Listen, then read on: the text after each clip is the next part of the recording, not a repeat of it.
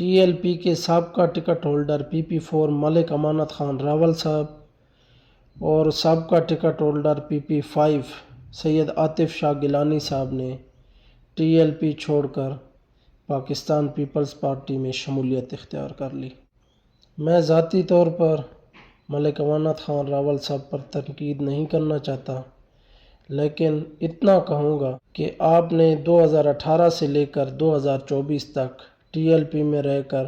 آپ نے T L P کے لیے کافی کام کیا۔ ملک امانت صاحب، آپ نے تو وہ پارٹی جوائن کی جس پارٹی نے اسی الیکشن 2024 میں تحریک لبیک پاکستان کے کارکنوں پر فائرنگ کی، اور فائرنگ کس وجہ سے کی؟ آپ کی خوف کی وجہ، کیونکہ ٹی ایل پی کا اٹک میں پورا ہولڈ تھا جس کی وجہ سے یہ حرکتیں کی گئیں۔ اور سردار سلیم کی تقریریں آپ کو نہیں یاد شاید کہ انہوں نے آپ کے بارے میں کیا کچھ کہا،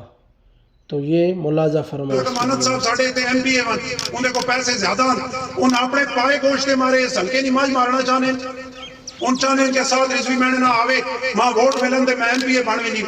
اگر ملک امانت ایم پی اے بن گیا یا ساتھ رضوی ایم این اے بن گیا تو ان کے کر سنے تے کیڑا پہاڑ۔ بعد میں آپ نے بھی پاکستان پیپلز پارٹی اور سردار سلیم حیدر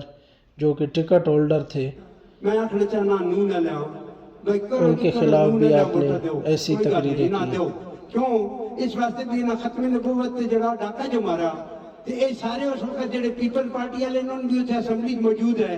باقی جتنی جماعتاں انہوں بھی موجود ہی ہیں۔ سردار سلیم حیدر خان اور صدریال خان ان آپس سے ایک دوسرے انہوں نے بھیڑ تے جھگڑا تے لڑ، واہ جی واہ میری جماعت، واہ جی واہ ملک امانت، دو آئینہ بھی ملا دیتا، تمام سارے جاگیردار بھی ایک پلیٹ فارم تھے، تمام مخالفین بھی ایک پلیٹ فارم تھے، میں اور میرا امیر محترم عام آدمی، آؤ پھر تسی اپنے آپ کو ووٹا پاؤ۔ آخر میں آپ کے لیے بس اتنا ہی کہوں گا کہ آپ نے کہا کہ میرا لبیک کے ساتھ کوئی تعلق نہیں، تو لبیک یا رسول اللہ کا اتنا ہی معنی ہے کہ یا رسول اللہ میں حاضر، نہ ہی لبیک کا معنی روٹی ہے، نہ پانی ہے،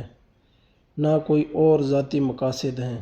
بلکہ لبیک یا رسول اللہ کا معنی ہے کہ یا رسول اللہ میں حاضر۔